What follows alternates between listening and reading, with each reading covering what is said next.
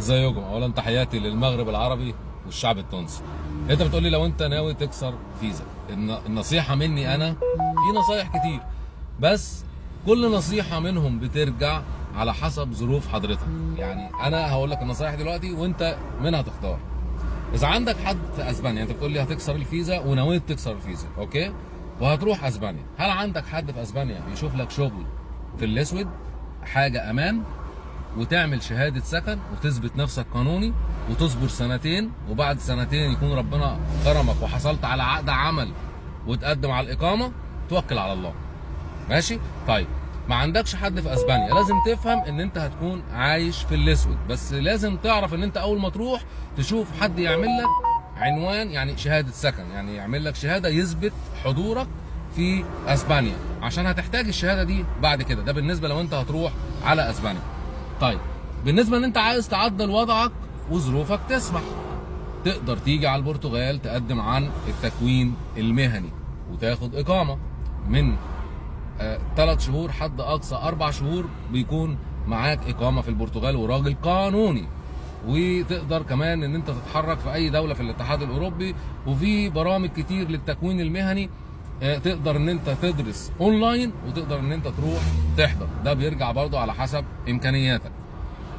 النصيحه اللي بعد كده برضو ممكن تاسس شركه في البرتغال. اي نعم انت واخد تاشيره من اسبانيا، من فرنسا، المهم من اي دوله في الاتحاد الاوروبي تيجي، مفيش مشكله، بس ان انت تكون داخل قانوني. فطالما داخل قانوني تقدر تعمل كل الحاجات دي. عشان خاطر الناس اللي بتسال، انا ما معيش فيزا السياحه لدوله البرتغال.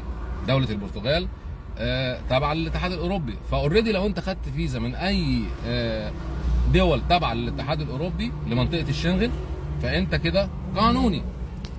فالحاجه اللي بعد كده تقدر ان انت برضو تعمل في اسبانيا، لو انت ربنا كرمك وخدت الاقامه عن طريقه التكوين المهني ولقيت عقد عمل في اسبانيا، لو انت عايز تروح اسبانيا تقدر برضو ان انت تحول الاقامه دي في اسبانيا، بس بعد مرور سنه من حصولك على الاقامه في البرتغال. دي النصائح اللي انا اقدر اقولها لك، واتمنى ان انت ما تعيش في الاسود. لكن عشان خاطر تيجي مثلا ان انت تفضل عايش في الاسود، انت هتبقى ماشي مهدد، ما انتش قانوني. فحاول ان انت تعدل وضعك، وحاول ان انت لو عندك حد في اسبانيا يساعدك، اتوكل على الله وربنا ييسر حالك وييسر حال الناس كلها. وان شاء الله قريبا برضو هنطلع نقول على برامج اسبانيا ايه الحاجات اللي انت تقدر تعدلها. الحاجه الاخيره اللي انا عايز اقولها لك، لو التاشيره اللي معاك صالحه لمده 3 شهور، ركز معايا، لو التاشيره اللي معاك بتاعت اسبانيا صالحه لمده 3 شهور، تقدر تقدم في احد المعاهد بتاعه اللغه الاسبانيه وتاخد اقامه في يومين. بس شرط ان التاشيره اللي تكون معاك تكون صالحه لمده 3 شهور. يعني لو شهرين ما ينفعش، شهر ما ينفعش، واخدها ب 10 ايام ما ينفعش. بقول ايه؟ 3 شهور او مالتي. الكلام ليك او لاي حد، عشان برضو تكون يعني النصيحه او المعلومه للناس كلها. وتحياتي للجميع، السلام عليكم. وعليكم السلام.